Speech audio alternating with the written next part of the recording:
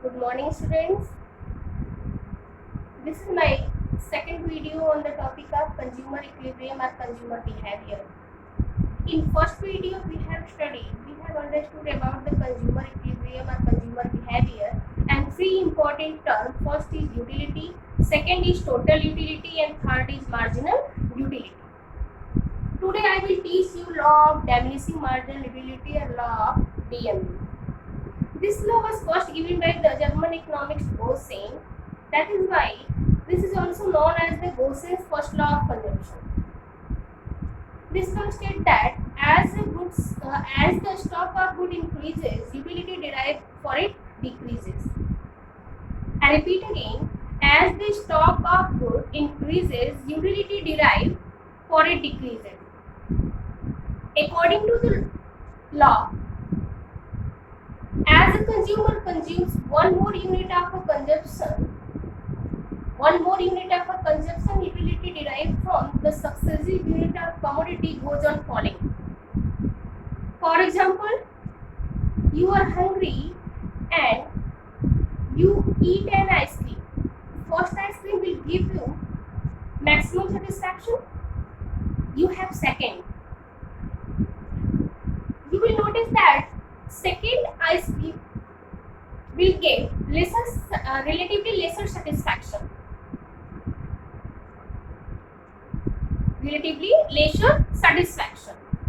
Due to the diminishing marginal utility.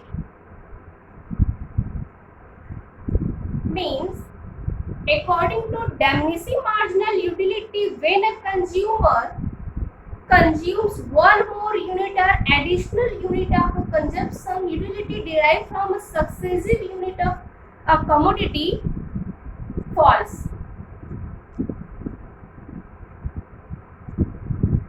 There are many assumptions of law of DMU, law of diminishing marginal utility. So let's see some important assumptions are there. First is cardinal measurement of satisfaction. Second is standard unit of measurement. Third is MU of rupee remains constant. Next is fixed income and price, or fixed income of individual and price of a commodity. And last is continuous consumption. Let's understand about the first assumption, cardinal utility or cardinal measurement of utility.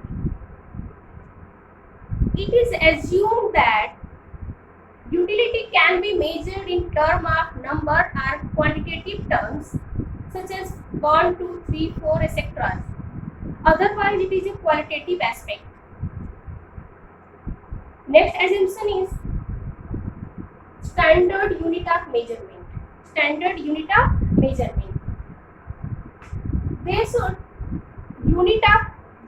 of measurement should not be very large or not be very small. I repeat, the unit of measurement should not be very large or very small. It should be measured as a standard unit.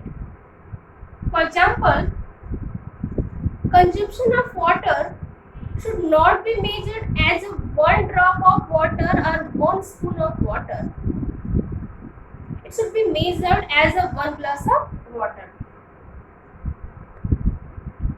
Next assumption is MU of rupee remains constant. Marginal utility of rupee means purchasing power of rupee. So it is assumed that the marginal utility of rupee remains constant or same for all unit of the commodity. There is no change. There is no any type of change in the marginal utility or purchasing power of rupee. Next assumption is fixed income and price.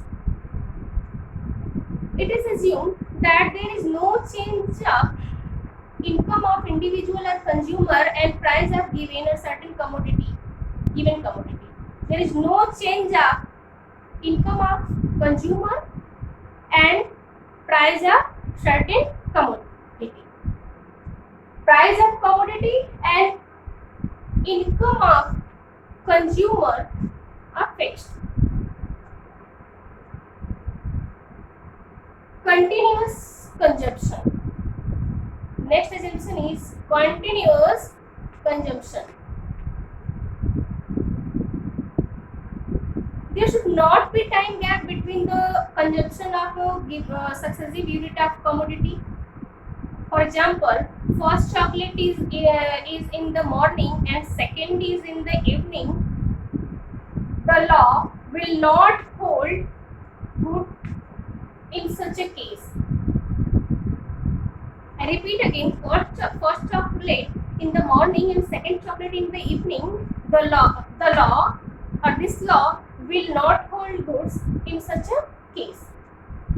So these are the important assumptions of law of DMU or diminishing marginal utility. Introduction of diminishing marginal utility. After the introduction of diminishing marginal utility, the next important term in this chapter is relationship between total utility and marginal utility.